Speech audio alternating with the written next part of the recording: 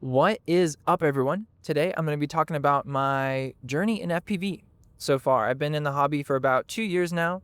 I'm going to talk about all the mistakes that I've made.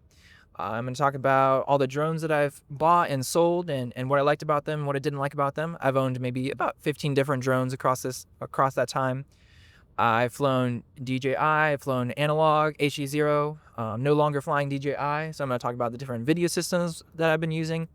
And yeah, it's just going to be a super relaxed time. I'm on a solo road trip today, so put up your feet, grab a drink, or maybe treat this like a podcast. Go put your headphones in and do the dishes or something in between. Yeah, it's just going to be super chill. We're just going to chat about FPV for a bit here. So yeah, let's get into it. So my very first drone was 2023 maybe, and it was like a $20 tiny little drone from Amazon.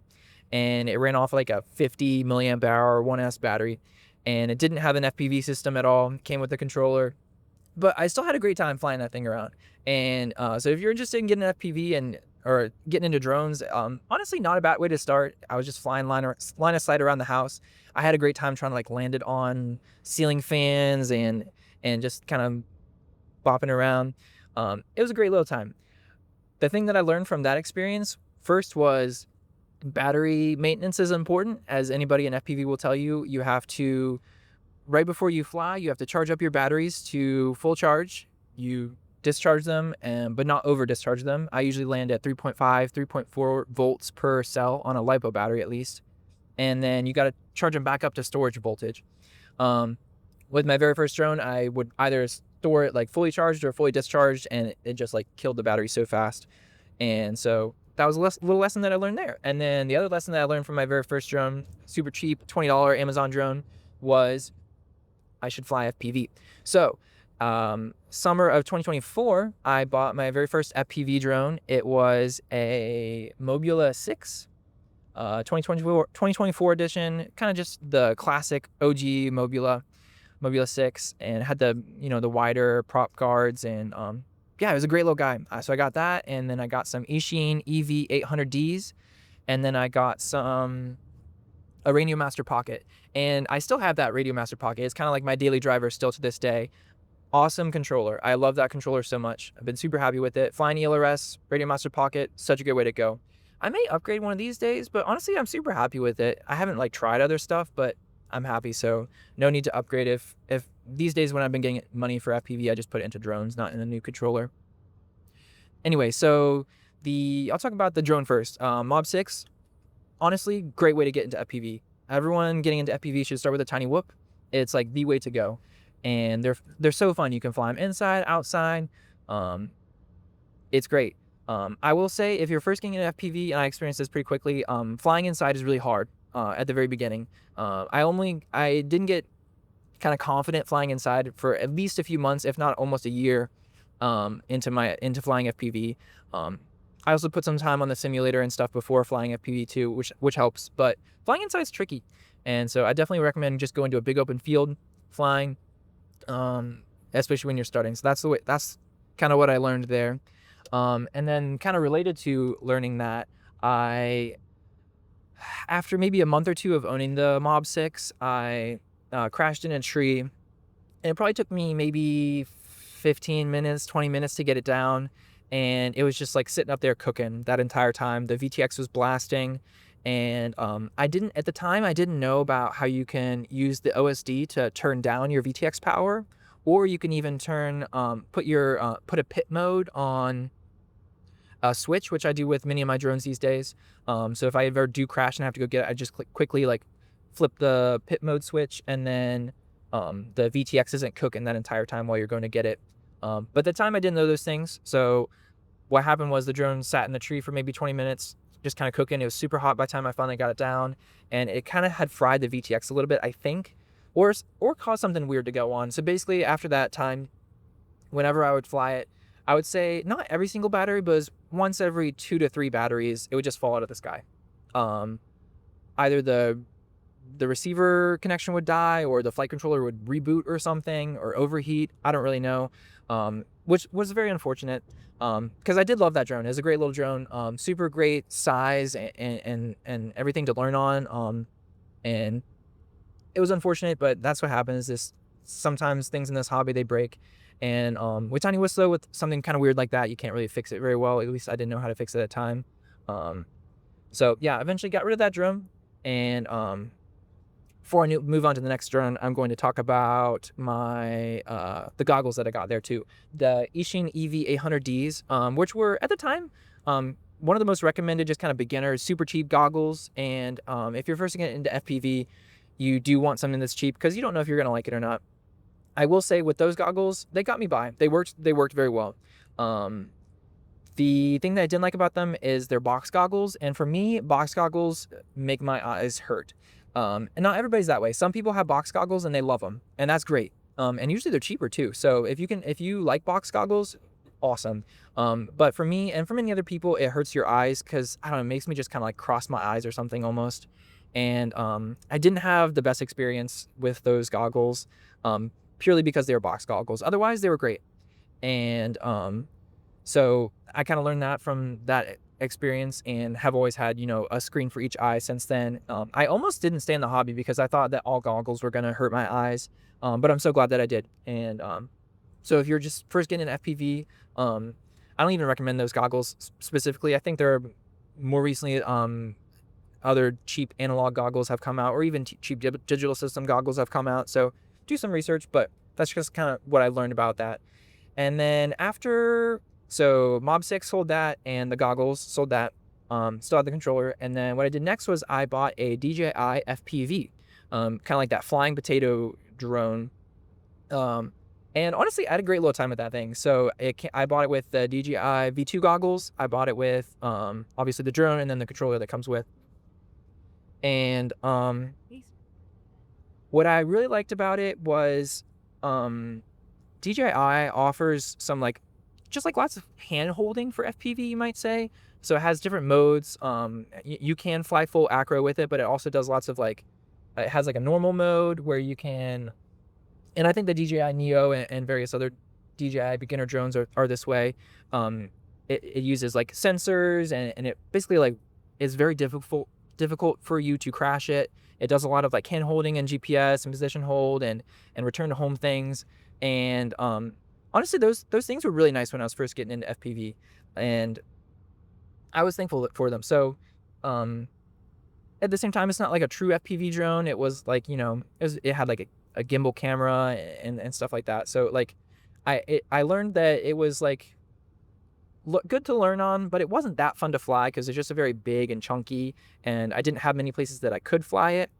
And so truly flying tiny whoops around backyard, in your house, or at the park, anywhere, having small drones that you can just kind of fly anywhere is really nice. A big 5-inch drone like that, you just have to have a lot more space to fly it in a fun way. So that was what that was. I also used that drone for, I think, maybe only just one, maybe two commercial jobs, and it was really good at that.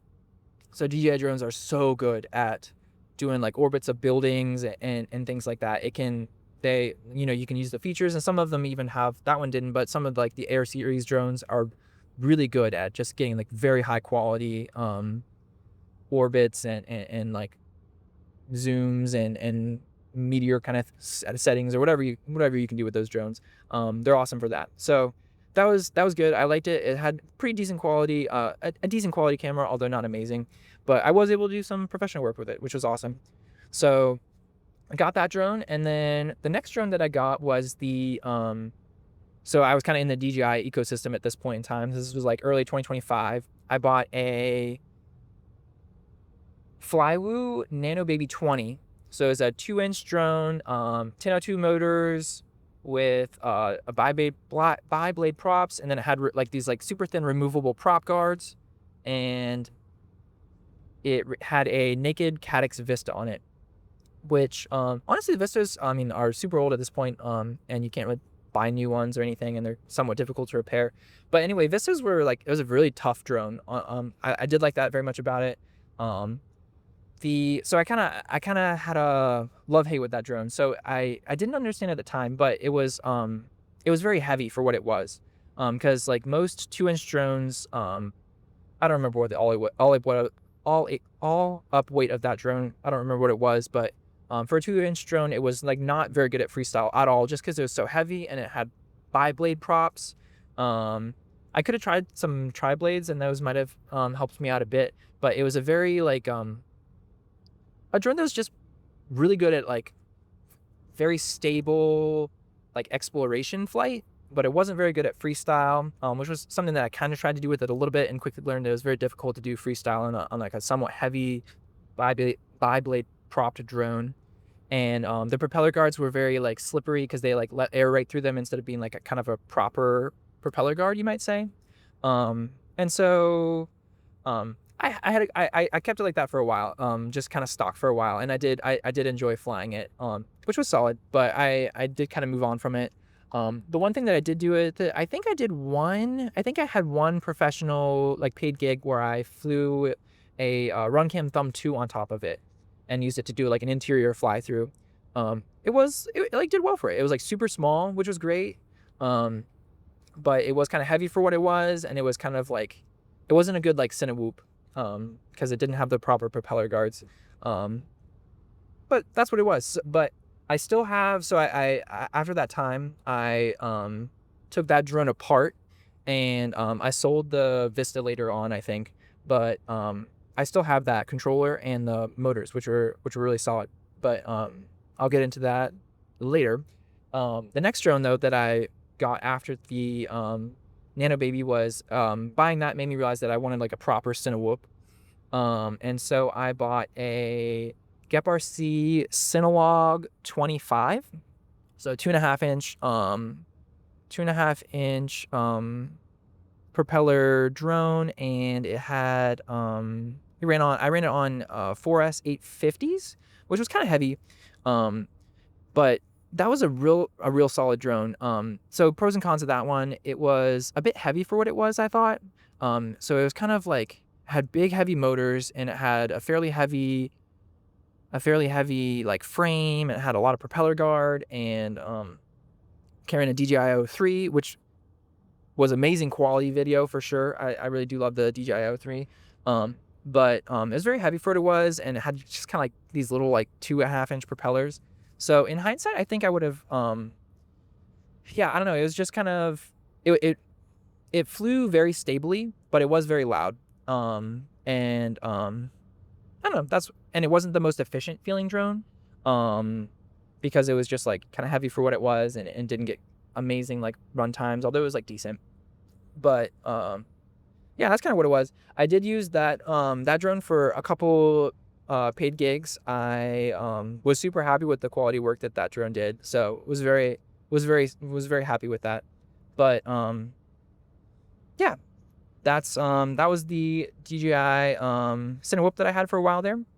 And then so this was kind of like spring of 25, you might say.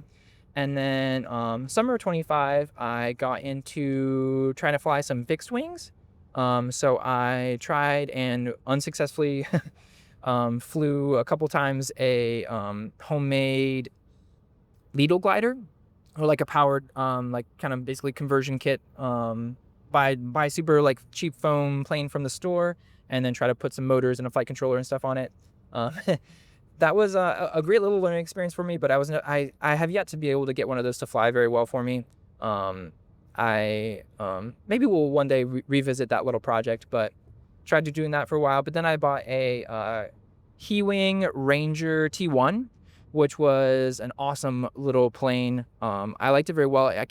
When I bought it, it came with a Vista, and then I put a DJI 03 on it. And I was flying, I'm trying to remember what I was flying. I was flying like around a 1200 milliamp hour 3S battery in it, I think. And awesome plane. I had a great time with it. It was very stable.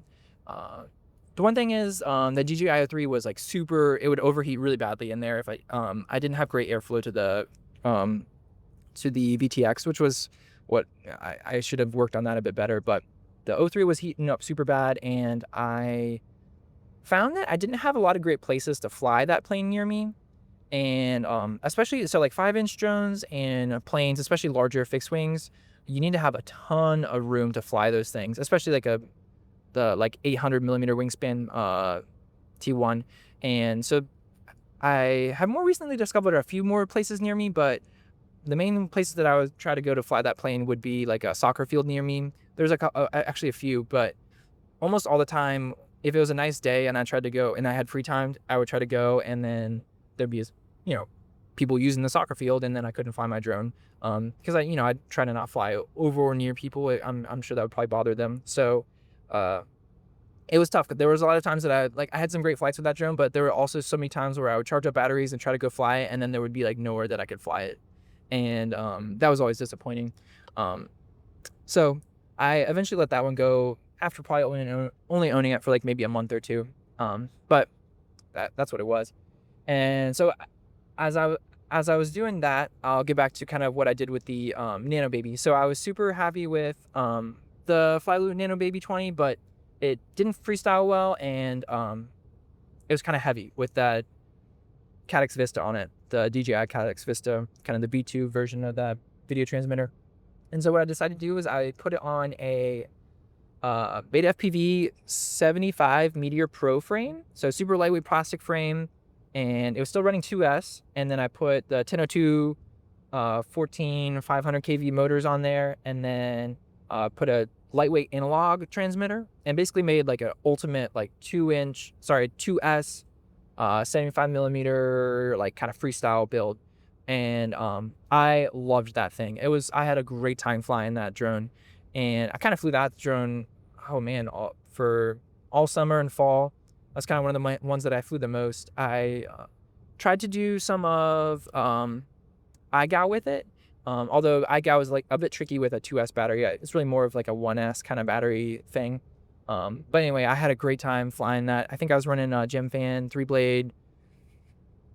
Are they 1.8 inch props, I think? So slightly less than 2 inch, but still a lot of power.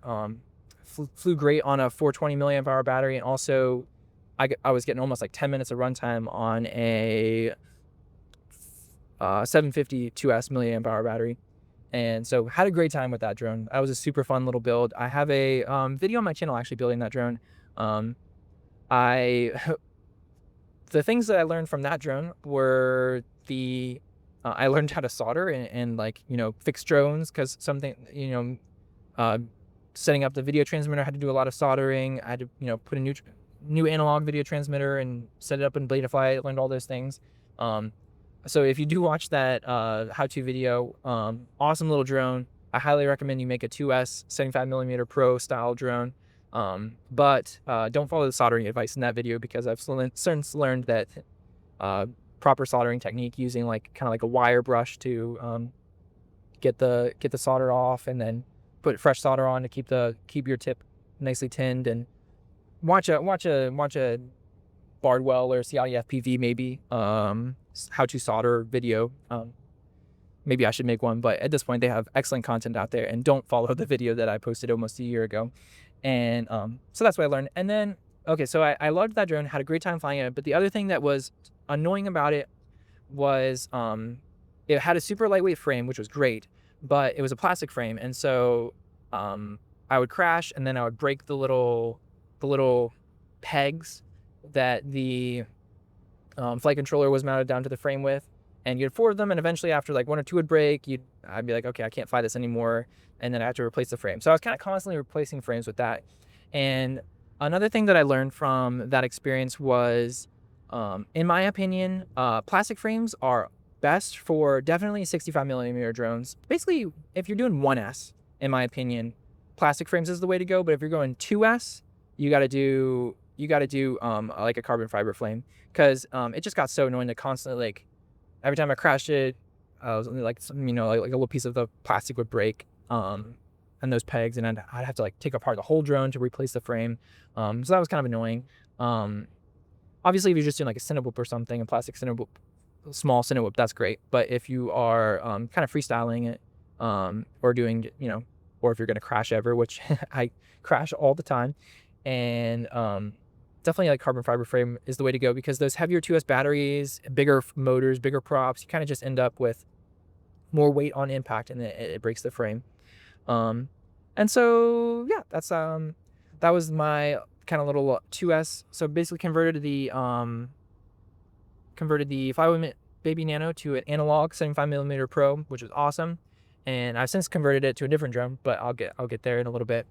And then, so at the end of last summer, I actually won. My next drone was a Emax Tiny Hawk Nanoscout, which I won in the iGal competition, which was super fun, and I felt so lucky to have won that. It was like amazing. I mean, it's just one of the random prize drawings that I just happened to win. And yeah, that was super fun. I basically, had almost gone a year at that point without a 65mm tiny whoop because I'd just been trying other things. And getting a tiny whoop back again, I was like, oh man, tiny whoops, they are so fun. Everyone needs to have a 65mm 300-ish milliamp hour battery tiny whoop. They're just so fun. They're so fun to fly inside. And I love the Nanoscout. Super great little drone. In my opinion, it's a bit heavy and or a bit underpowered for what it is. It's the perfect, basically like what the name is, Nanoscout. It's perfect drone for scouting around, and you kind of like race around with it, but it's not great for freestyle. It just doesn't have great like throttle response. It doesn't have great, like, it's not super powerful. Maybe because if I either upgraded the motors or made it lighter, it would probably be better at that, but I don't have the best way to do it. And then also, I recently posted a review of this drone on my channel if you ever want to check it out. But so there's that. And then recently I've also been having some VTX issues where if I crash it hard, the VTX just cuts out. I think it's because the VTX is just getting old, or something's weird with the flight controller. I'm not sure. That drone has been super durable generally. But I feel like it's starting to get kind of in. I still have it in spring of 26 now, but it might be time to move on soon. But yeah, I have had a great time flying that drone. Those are the kind of the things that I don't love about it, but generally super fun to fly. I've been having a great time with it. And so, yeah, that was kind of summer 25. And then this past fall, I was like, okay, I'm getting into analog. Oh, by the way, which I'm still rocking at this point the DJI Goggles V2, and then I added analog to them over the summer at some point of 2025. And I've since learned that I switched to running analog on my HDZero goggles, and the DJI Goggles V2 have noticeably higher latency when you run an external analog through the AV input like that. So there's definitely something to be said for, I've since learned that I'm a much better pilot if I have like a good low latency analog feed, at least for, just ripping around and freestyling with like stuff that doesn't matter.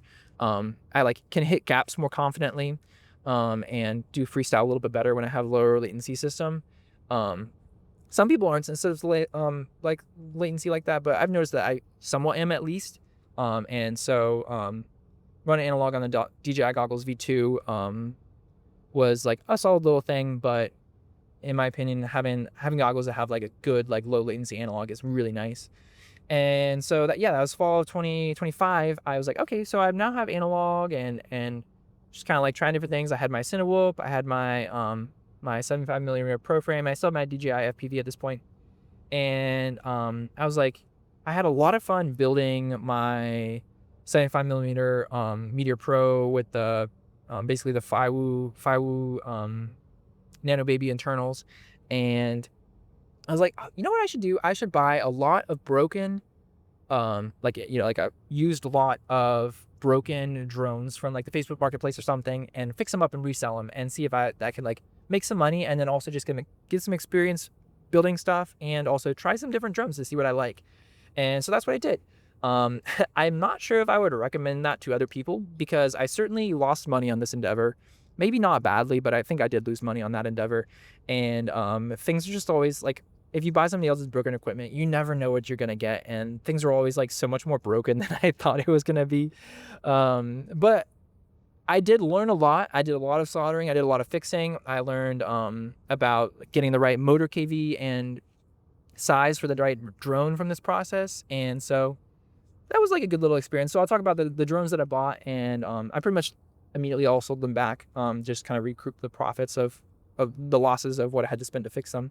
But honestly, a good little experience. So it's not the worst way to like, kind of get into the hobby really, really well, is to just kind of spend some money and buy a used lot and see if you can part together some stuff to, learn and have a good time, or maybe not have a good time. You never know. But anyway, so what did I buy? So I bought a Mobula 7 and fixed that up, repaired it. That was okay. That one ended up being kind of heavy. But I had a great little time flying that Mobula 7. I think I had an Air 65 that was just broken beyond repair. So I never have really truly flown an Air 65 because I think they're somewhat easy to damage. And then I got a Tiny Hawk Freestyle. So it's like a 2-inch drone. And then I got that one. I was not able to repair either. So I think I bought a set of 5 drones, and 2 of them I was not able to repair. So which is what it was, is what it is. And then so the Mobula 7 was the only small drone that I was able to get going again. And then I also, part of that Facebook lot that I bought a Darwin FPV 3-inch and a Darwin FPV 3.5-inch. I think they're like the Baby Ape or Darwin FPV has really confusing names. Basically, the Darwin FPV 3-inch and 3.5-inch. And that, from that little experience, I also learned that there is a huge difference between a 3 and a 3.5-inch drone. And it also kind of depends on like the motors and the size of the frame that you put on it. But I like bought those 2 drones and I thought they were going to be about the same, but they were very, very different. The 3-inch one was really best set up for like a 2S battery, and it was more of like a lightweight backyard freestyle drone. And then the 3.5 was set up with a 4S battery, and it had like, you know, big beefy motors on it, and it had like, it was much heavier. It was like way heavier, and had a lot more throw for freestyle. And yeah, that kind of made me realize like, oh wow, like upgrading or downgrading from a 2 to 2.5, 2.5 to 3, 3.5 to 3 to 5-inch drones, they're all quite different, honestly. And it also, if you have, you know, lighter weight or heavier weight, kind of changes the characteristics of flight as well. But and just as like a little like kind of side note of comparison, I from flying that 3.5-inch Darwin FPV, it made me realize that having the right battery size for your drone is also super important. So I had some 850 4S batteries, right? And I was flying those on my Synolog 25, which is kind of a heavy, and it was about the same as a 3.5-inch build. But since my Cinewhoop was like heavy, it, you know, had big DJI 3 and all that, it ended up being about the same weight. But so I had basically a drone that was 2.5-inch 4S 850 and a 3.5-inch 4S 850, and I was getting like 4, maybe 5 minutes of runtime on the Synolog, and I would get almost 10 minutes of runtime on the 3.5-inch. And I was like, wow, like getting like that slight motor increase, but really the increasing your propeller size and like is a game changer for efficiency. So truly there is a very much a sweet spot for battery size on drones. Because if you have too light a battery, your drone will be kind of like, it'll just be like super floaty and it won't be very fun to fly. And if you have a too heavy a battery, or a drone that's not built efficiently, it's got like small propellers for how like heavy it is, for example, it'll be too heavy and then it won't fly efficiently either. And so, yeah, that was kind of pretty eye-opening for me. It was kind of fun to be like, whoa, like there's a big difference there.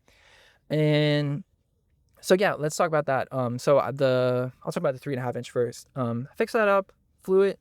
Honestly, had a great time. 3.5-inch drones are a really sweet spot for if you're trying to like freestyle and stuff. They have great throw.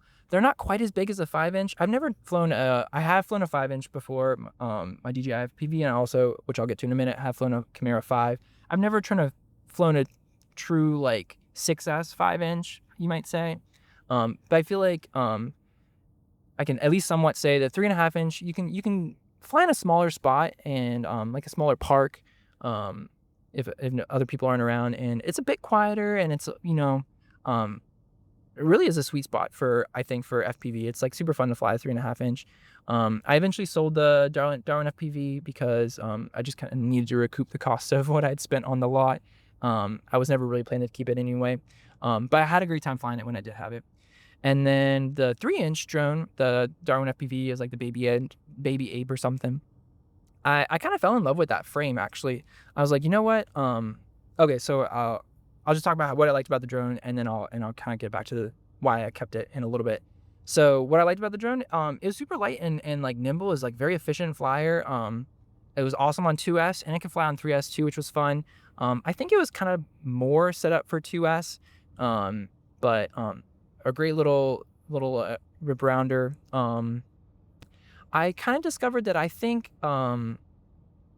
what made me I kind of freestyled that one around a bit, but I kept breaking motors. The motors that came with it were also cheap, but I kind of learned that, you know what, for me, small is best for freestyle, because, you know, I do try to have, you know, I have a small business where I'm trying to do some, you know, trying to get drone jobs and trying to do some professional work these days. But so I'll put money and effort into nice drones for that. But for the majority of my flying is just for fun, right? I enjoy learning freestyle. I enjoy just like ripping around tiny whoops. And in my experience, the smaller drones are best for just hobbyist fun, if that makes sense.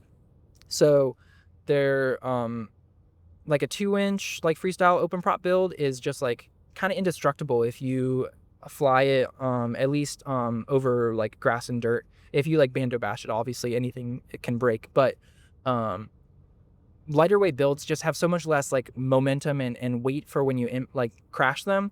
Like you can crash them all the time and they'll be okay. Whereas like, you know, and you can make durable like 3-inch, 3.5-inch, 5-inch drones. You definitely can, but you're probably going to spend more money repairing stuff on a bigger drone like that. And that's kind of what I learned from trying to freestyle that like 3-inch drone around, is things can kind of break more easily as it's just, you know, a heavier drone. So it is what it is. And so yeah, so those are the 5 drones that I kind of tried different try. I guess really it is really only Mobula 7, Darwin FPV 3-inch, Darwin FPV 3.5-inch, and some of the other drones I was never able to really get going again. And so yeah, that was late 2025, and about this time it had almost been a year of at least in the US, DJI bans and tariffs and all that dumb stuff. And it was getting really hard to have get DJI equipment, and I was just like flying my Synolog 25 around at one point, and I like crashed it pretty hard, and I broke a screw out of the VTX and had to repair it. Or I kind of had to just put it back together with one of the screws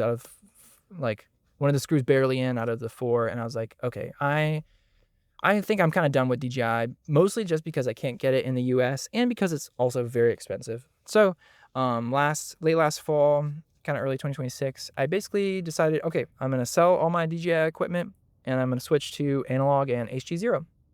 And so there's kind of like a lot of buying and selling and learning that happened in that time frame, and I'll walk you guys through it. So I sold the DJI Goggles V2, and I sold the Synolog 25. I sold my Vistas. I had a DJI 03 in the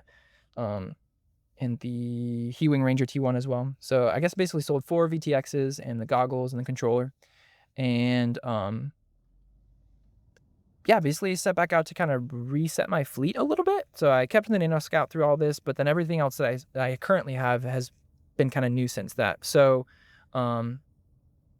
I switched from my Synolog to building and I need to do a video about this, but a lightweight 3-inch kind of Cinewhoop based off of the Darwin FPV 3-inch frame, actually. Basically nothing on my current build is original. I was planning to use the original flight controller, but I'll talk about the motors first, actually. So I went to upgrade the motors because the motors that came with that drone were like pretty bad. I did some 1303s, 5000 kVs, I think, running on, and so they can pretty comfortably run 2S and 3S with 3-inch tri-bladed props, and that's been working well for me. So I upgraded the motors, but then I went to upgrade the motors and I put them on the original flight controller, plugged in I did my smoke stopper and continuity checks and everything, and then I went to spin a motor and the flight controller caught on fire, and which was very frustrating. And basically from what I learned from that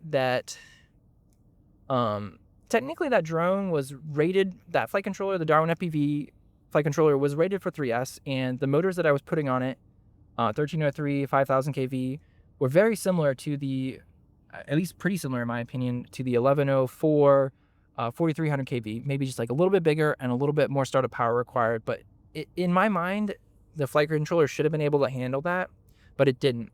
And, and comment below if you're like, yeah, you definitely shouldn't have done that. It shouldn't have caught on fire. Maybe it should have, maybe it shouldn't have. I don't know. Anyway, it did. And basically from what I learned from that experience, kind of 2 things. One is it's important to have quality gear on your like professional Cinewhoops and stuff. Darwin FPV is generally like very cheap stuff, which is great. They're awesome for like just kind of freestyling around or whatever. But in the future, I don't think I would trust a Darwin FPV flight controller or motors, for example, on a professional build. And then the other thing that I learned from that is always try to like maybe do one step down from the especially for ESCs and flight controllers, do one step down from what they're rated for. So if you're building like a 4S Cinewhoop, for example, buy a flight controller that can go up to 6S. Or if you're doing a 2-3S Cinewhoop, buy a flight controller that can at least do 4S. And that way you always have like plenty of headroom for like the flight controllers and ESCs can be like nice and beefy for whatever you're doing. And they'll just be more reliable that way. So that's kind of what I learned from that little experience. Anyway, so I basically rebuilt that whole drone, put a new flight controller in it, put analog on it, and then I've recently been super happy with it. It's I am going to be using it for an upcoming gig, filming some ballerinas on stage, and I basically like for like a promotional trailer basically. And I got I also got a job that I did with the Cinelogue before I sold it, but I'm hoping to get more jobs like this, kind of doing like film work for like performances, because they're constantly making like trailers and content for that kind of thing, and I'm hoping to kind of get more into that niche. And so I built this 3-inch Cinewhoop build kind of based on like to be for that. And so my idea is it's as lightweight as possibly possible, so it can be nice and quiet, and it's running 3-inch props, so slightly bigger props. They'll be a little bit more efficient, and it can carry my DJI Osmo Nano, which is a fairly heavy external VTX, sorry, not VTX, external like GoPro style video recorder. And then I'm using some 3D printed props. So what I like about 3D printed props is they're going to be a little bit heavier, but I'm designing them so that I can easily remove them, and so I can put them on and off, and it kind of depends on like if I need to be more efficient, I can run with props off, and if I want to need to be near people, I can put the props on and I'll have a little bit less efficiency, but then it'll be safe to be near people, and I can easily switch them on and off without having to take screws on and off. So I really like that. And yeah, it's kind of the perfect little like build. I'm hoping to do some decent work for kind of near people stages and stuff like that with this drone. And then the other thing about it is that I like is it's got, so running DJI equipment, which I'm no longer doing, is really nice because you have, your video feed and your recording feed is the same, right? So you can tell if you're overexposed or underexposed for doing some like professional work, right? But what was really tough about it is I did a job last fall with the Cinelogue, and it was filming a Broadway show on stage, and they generally had pretty low lighting in the room where I was flying, and it was really dark. It was really, really dark on my goggle feed. And basically what I would have to do is I'd have to turn down the camera settings, turn down my exposure so that it would look correct for, once I was in the air and flying in front of the stage lights. But then as soon as like the scene was over, I couldn't see a thing in the room. And kind of similar to like experience of like flying at night, it's like really tricky to have your recording video feed be the same. So basically what I'm super happy with is if I need to do a job like that again, I now have my 3-inch Cinewhoop built so that it just has like a cheap analog camera on there, which I can which in theory should be able to see well when it's dark, and then I can have my camera settings on my external GoPro or my DJI Osmo Nano, and then I can run the proper settings for that as well, so I can see, but then I can also record at the right exposure. And that was getting off on a bit of a tangent, but that's kind of what I learned from running DJI is like amazing for. I've never had a Note 4, but I think it's even better than Note 3, obviously. And for 99% of situations, they're like really, really good. But there are some edge cases where it's actually better to have an external action camera. So that's kind of what I'm running with that one. So that was kind of my main kind of workhorse build that I've been having and using. Still working out some very slight jello issues that I'm getting with that camera and the mounting system. I need to do some 3D prints, but generally I think I have it pretty set the way I like it. It's coming in lighter weight than my Cinelog, but it has a nicer camera, and it has, the Osmo Nano. I think it's a little bit better than O3. And it has, external FPV camera, and it's more efficient and it's quieter. So all in all, I'm super happy with that build. Yeah, I'm going to be running that hopefully for some professional work in the near future. I know I have one gig in April that I'll be using it for. And so that's the kind of the first, after the reset, after the leaving DJI reset, that was one of the first things that I got going. And then what else? So I kind of wanted to try a 5-inch drone. And so I think I ended up getting it at a trade. I kind of wanted to try a 5-inch like freestyle 6S drone. I ended up not buying that. It ended up just working out well. I was selling some DJI equipment, and the guy was like, "Hey, I have a Chimera 5, and I'll trade that for you." And I was like, "Oh, I've been wanting to try a 5-inch kind of cinematic build anyway, so let's give that a try." So I got a Chimera 5, iFlight Chimera 5, which honestly has been very like durable and very I've been having a very good experience with it. I haven't used it for any professional work yet. I'm kind of hoping to get it set up to do some like flights over water. Near me, there's I work near UVA, and I'm kind of hoping to get in with like the UVA rowing team or something like that. It would be super cool to get some like water flights or just like some nice cinematic flights. I've used the Chimera 5 for just like some sunset pictures and stuff. Yeah, it's been solid. It carries my DJI Osmo Nano, and I have some of the. I still have some of those 4S 850 milliamp hour batteries that I had before, which I get like decent run times on, maybe 4 or 5 minutes. They're like a little bit small. I probably should get like 1,000 or 1,200 4S battery on there or something. I definitely was kind of hoping to, but I can't really very well freestyle this drone. It's just much more of a cruiser. It's also, it in theory has a pretty lightweight frame, but honestly, it's been very durable for me. Unfortunately, I crashed it super hard the other day. I was taking some sunset pictures and lost video feed because I accidentally flew behind myself with my antennas. And lesson learned, I hadn't been using the GPS before. I didn't wait for the GPS to lock before I took off, so that it just flew off into the distance, and I had to disarm it. It took me like 45 minutes to find it. But thankfully, the battery didn't get ejected, and I still had my remote controller connection, and I was able to track it down and find it. But it crashed into some like snow on a roof from like 100, 200 feet up in the air, and it was totally fine. I was like blown away that nothing was broken. Obviously a propeller was broken or two, but I was like blown away. That was like amazing. So Chimera 5, been super happy with it so far. Yeah, I think I'll just kind of keep it as it is. If I ever do get a flying gig that I'll be flying near people with it, I'll probably 3D print some prop guards for it. I'm considering buying, this is like pretty low priority because I don't really even have a use case for it, but I'm considering buying like maybe a 3.5-inch Cinewhoop frame and putting the motors and AIO and everything, basically transplanting it from a open prop 5-inch frame to a closed prop like 3.5-inch build, and that would be like a really solid. I mean, that would probably it has some big 2005 motors. I think they're 4S motors, but they're 2005. And if I put it on a build like that, I feel like I could probably like, I don't even know, do like lots of like action shots, like chasing like cars or motorcycles or something like that with that kind of build. I haven't done that yet because I don't really have any gigs that would need a build like that. But it's kind of nice to have in the. I'm happy keeping my Chimera 5. I haven't been using it too much, but I'm happy keeping it in the hopes that I'll get some gigs that I could fly for it. At the very least, it's like a decent like sunset and just kind of cruise around the mountains of Charlottesville pictures drone right now.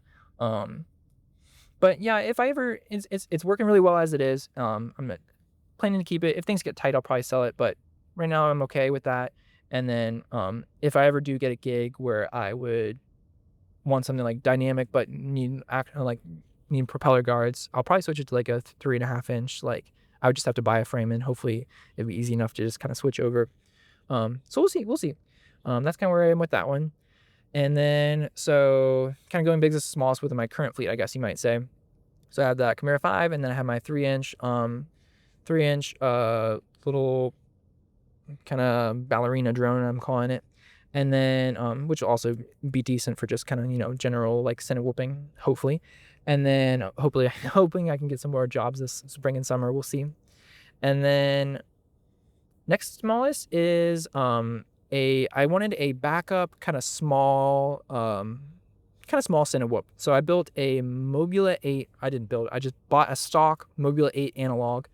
I guess I have done some building with it. So I'll talk about that. So my main thing for this one is I want a super lightweight and small drone.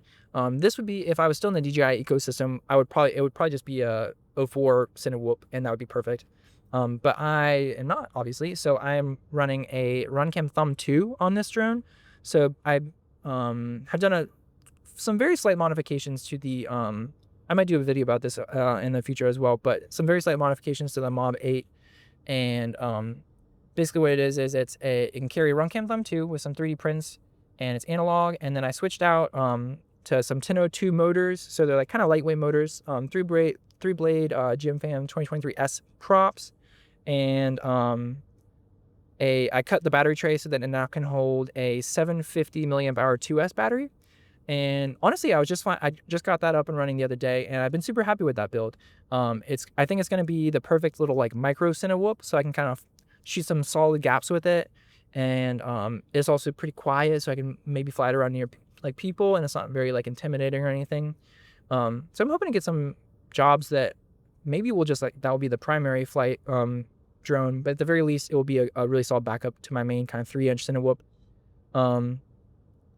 And in my opinion, it's kind of nice to have backups for, like, for example, if I am flying somewhere and I have my 3-inch kind of main Cinewhoop, which will be the kind of main flyer. If something goes wrong with that drone, I'll either have brought, if it's an outdoor gig, I'll brought my 5-inch and I can use that.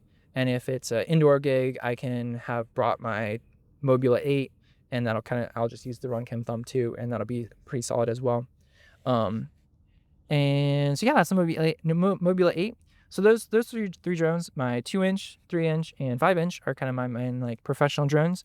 And then I now have 3 kind of like hobbyist drones. One is the Emax Nanoscout, which I've already talked about. And then most recently, I finished building a Flywoo Baby Turtle, sub 250G, made by CNC Drones, Baby Turtle 2-inch build. And I had some setting up stuff that I had to do with that, or like my initial build with that didn't work out very well, but I have it tuned in now and I love it. So right now it is a HDZero build. So it's got the Flywoo Goku flight controller, which was from my original Flywoo Baby Nano. That flight controller has been, like, by the way, I've had an amazing experience with this flight controller. This is my 3rd drone that I put it in now. It was in the original drone, and then it was in my Meteor 75 build, analog build, and now it's in an HDZero build. And so I've soldered onto and off of it several times, and I've like crashed drones in water that were carrying that. And gosh, it's like just crushing it. That flight controller, it's the version 1 too, and they've come out with the version 2 of that flight controller. But if the version 2 is as good as the version 1, that flight controller has been indestructible for me. That probably is the one flight controller that I've flown the most batteries through. So it's got that flight controller, and it's got the HDZero Eco VTX. I need to talk about analog HDZero versus DJI, which I'll get to in a second. Got the HDZero VTX, and then it's got the Baby Turtle 2-inch. 2-inch, I think it's like the version 7.1 or 6 point something. And then it's running 1103 motors, 11,000 kV. So I basically took off the motors from the Mobula 6 and I put it on this drone because I basically motor swapped the Mobula 6 and the Flywoo motors. So 1002s are on the sorry, I'm saying Mob 6, but it's Mob 8.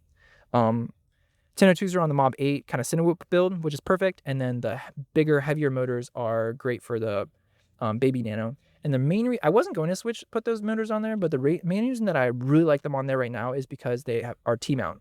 And so in my experience, a 2-inch open prop freestyle build is so freaking fun. And originally I was running GemFan 2023S propellers with no T-mount screws holding them on. And basically every time I would crash, propeller would go flying. And so I would go fly for 10 minutes and lose like 3 propellers, and they would go sometimes I could recover them, but it just got so annoying, constantly looking for propellers and constantly losing them too. Those propellers would just fly off all the time, and I tried various things to keep them on better, but truly the best thing is T-mount motor screws.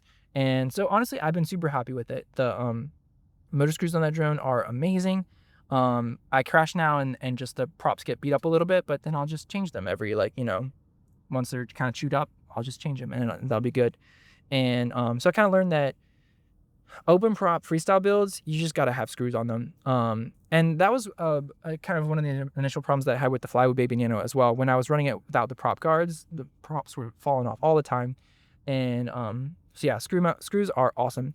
And truly switching to the heavier motors and the T-mount. So, the drone has got like slightly less acceleration and slightly lower thrust to weight. Sorry, my car is talking to me. Slightly lower thrust to weight ratio, which is fine. But it's actually I actually really like it. The my original Baby Nano build with the 1002s and the Jamfam 2023S props with no T-mount screws was a bit over propped in my opinion. It was kind of like too much prop for how light it was. So adding a little bit of weight, I have much better throw now, and I feel like I'm sitting right at maybe a quarter throttle for hovering, maybe a third, whereas before it was like 15% on throttle for hovering, and it was just like kind of hard to control and lightweight. So yeah, super happy with that build. And then the HDZero Eco VTX has a story, and I'll get to that in a second. But I'll talk about my very last drone that I most recently got, which is kind of just part of my hobbyist build, hobbyist fleet, you might say. I'm not going to use this for professional work. It's a HDZero AIO5 Fractal build and Fractal 75 build. And honestly, I've been loving that build. It's been super fun to get back to like a 1S, but a 1S with like decent power.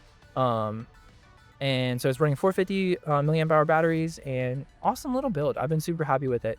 The HDZero Lux Cam is awesome. I also really like the Fractal frame because it's got the carbon fiber, so I'm not constantly like breaking the frame. Yeah, I don't know. I've been loving it. The only thing I have heard that people have been not having the best experience with the AIO5s, just because it's like an HDZero AIO that overheats pretty quickly, and I have experienced that in my opinion. Basically what I've done to try to mitigate that is I almost always run it just on 25 milliwatts of output power, and I have like I mentioned earlier, I have pit mode on a switch, so I flip that switch down, plug in the battery, and while I'm like putting my goggles on and getting up in the air, it's on pit mode, and then I switch it out of pit mode and take off right away, and that kind of helps it from overheating. And then it's been very solid for me so far. It is one of those things that's like, yeah, maybe the HDZero AIOs are less durable, but I am feeling confident about it. Right now, I put, maybe 40 batteries through it at this point, and it's been solid. It crashed a few times, blah, blah, blah. I'm feeling confident that running it on lower VTX power and trying to keep it as cool as possible. I also kind of blow on it and let it cool off in between batteries. So basically keeping it as cool as possible, and then having it on that like strong carbon fiber frame so the AIO isn't absorbing like a ton of shock from crashes. I'm hoping that will be like the perfect kind of little build for the HDZero AIO. And so yeah, that's kind of that fleet. And yeah, I'm gonna real quick talk about some of my experiences with DJI Analog and HDZero. So kind of like I mentioned earlier, DJI is awesome. They have the best video quality for sure. They're just like, it's just so good. It's amazing. Not perfect for if you're kind of flying at night or indoors and where it's dark and you need to do some like professional work where you have your camera and your FPV feed being the same. It's kind of nice to have those separate for some things. But otherwise, DJI is awesome. For me though, I really like running analog for lots of things. All my Cinewhoops right now, the Mobula 8, the Darwin FPV 3-inch, and the Chimera 5, they're all running analog. Analog is awesome. The one thing about analog that I kind of miss versus DJI is the penetration for DJI is just like insane. And that's really, really nice. So I do kind of miss the penetration of DJI, but it's fine. And I'll talk about my experiences with the HDZero. So HDZero is like a little weird one. And analog is awesome for the lower latency as well. Basically like super cheap, lower latency. Love analog for those reasons. And right now I've kind of ended up with like my two main kind of micro flyers being HDZero. I still have my analog Nanoscout, which is fine. But my baby turtle 2-inch and my HDZero Fractal 75, which are kind of my main like just kind of rip arounders, are HDZero. And what I found that I really like about HDZero is latency is awesome, and the video quality is really nice for when you're freestyling. I found that I don't like freestyling with analog because you miss scraggle. You can't see all the like tiny little things that you can see with a HD build. And so, in my opinion, yeah, HDZero is perfect for doing freestyle because you can just see better. It's like really nice. And then the one thing, so I originally with my my original idea with my 3-inch Cinewhoop build was that I was going to use the HDZero Eco VTX in there, and I actually did build it that way for a little while, but I quickly realized that HDZero just kind of, and I mentioned this before, but HDZero, the Eco and the AIOs that I've experienced so far, they get hot. They get really hot, and you have to have them on builds like a freestyle build where you're just moving. And so currently where they are right now, they're perfect. They don't overheat for me badly. I'm flying, I just rip around and they're fine. But I tried to put the HDZero Eco build on my Cinewhoop, and I was like, oh, this is gonna be a really nice Cinewhoop. I'll have my DJI Osmo Nano external camera, and I'll get awesome quality in, but I'll also have some HD so I can like see what I'm doing really well as well. That'll have low latency and fly really well. And in theory, that all made sense, but I didn't account for how the HDZero Eco just overheats really badly. You can't put HDZero in a slow flying Cinewhoop build, especially a build where you're going to hover, which was this past fall, for example, the Broadway show that I got a gig flying for. I was just hovering for a lot of it, and that build I used the Cinelong 25 with DJI 3, so it was fine.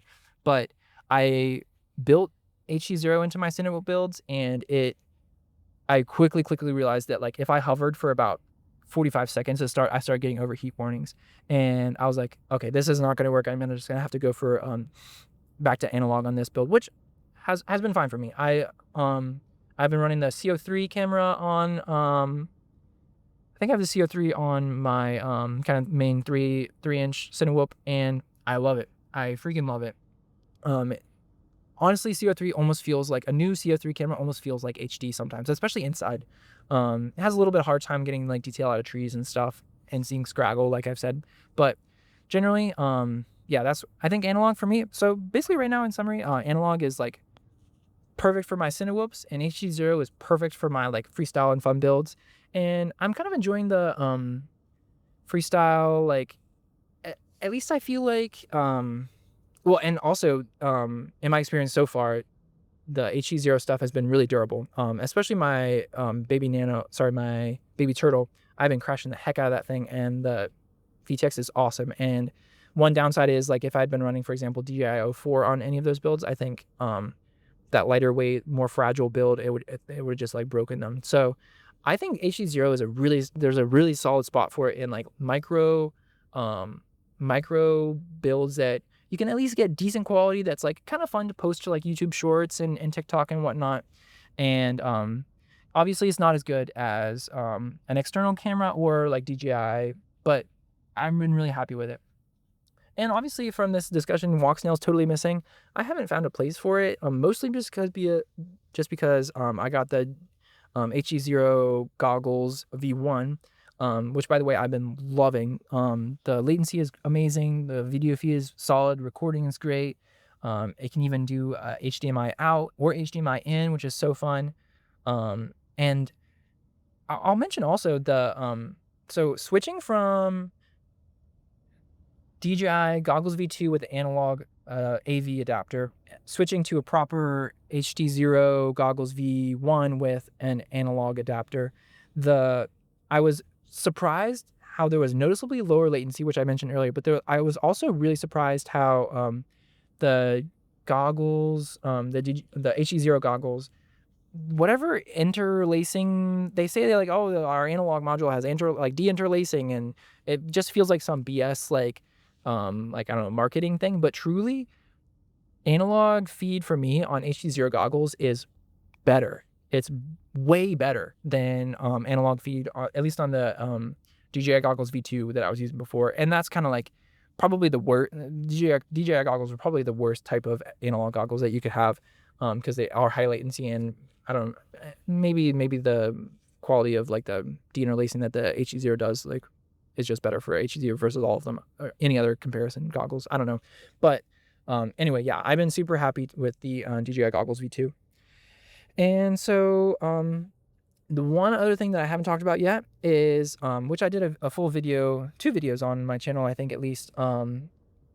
So I sold, I do have a small interest in FPV wings. And so I got for Christmas the ZOHD Dart 250G, which I've been running analog on, and I have been loving it. It is a really fun little plane to fly. What's tough is just kind of similar to 5-inch and FPV wings that I said from before.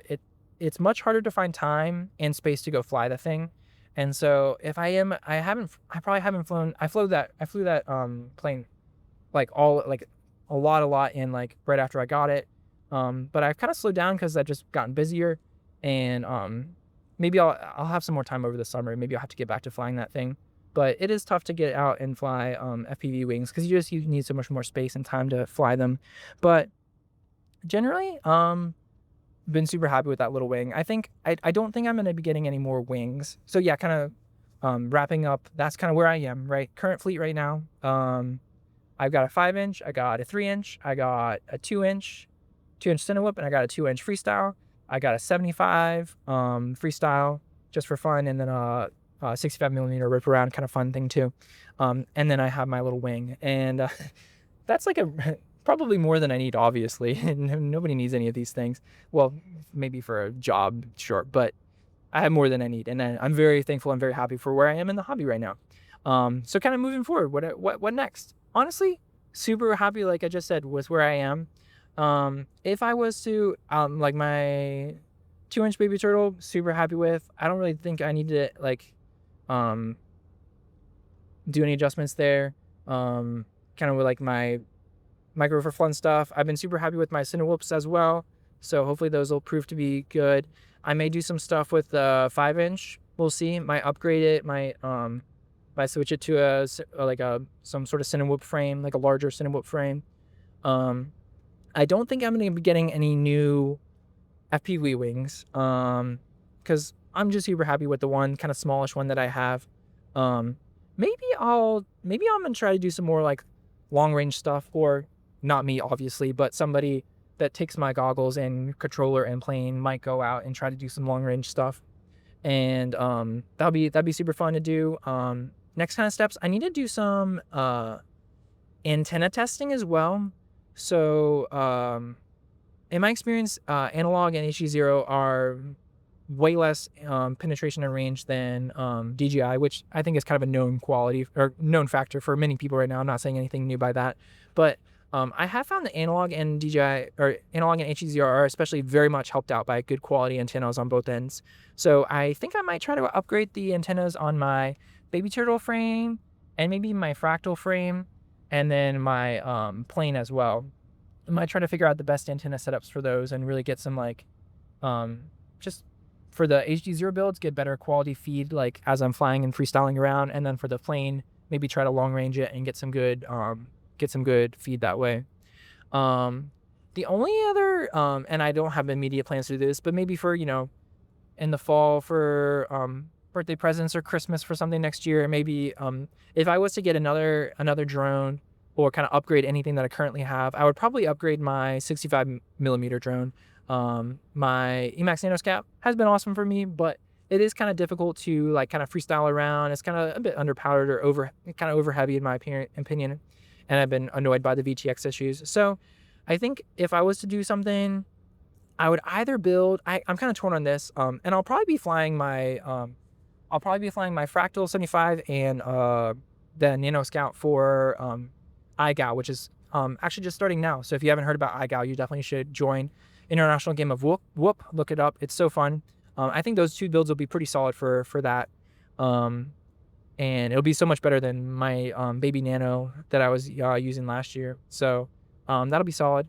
And then yeah, so if I was to upgrade anything, my next thing would probably be to upgrade my 65mm, and I would either go one of 2 directions with it. I would either just buy or get or ask for a present a Air 65 V2, which seems really fun. Those seem like super fun.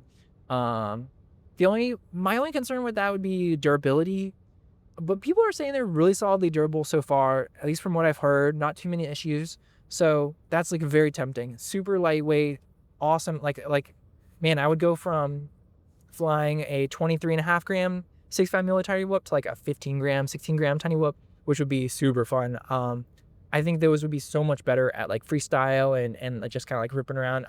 In my opinion, the Nanoscout isn't powerful enough to kind of freestyle around inside. At least I'm not good enough of a pilot, and so maybe if I had a better drone for that, I would probably do that. Or I might also build a ZOHD FPV Ultimate Freestyle Tiny Whoop, which is just a bit heavier, but it's going to be more durable than the I would imagine it'll be more durable than like an Air 65 V2, and at least it should be more durable and maybe better for freestyling because it'll be a little bit less slippery and stuff.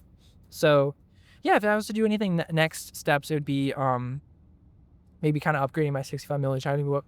But yeah, so this has been an awesome little thing. My kind of looking forward in my journey. I have a great time. I've had so much fun in FPV, and I'm so thankful for all the people that have answered questions and helped me along the way. And I hope you guys have been enjoying the content that I've been creating. And yeah, thanks for chilling with me today.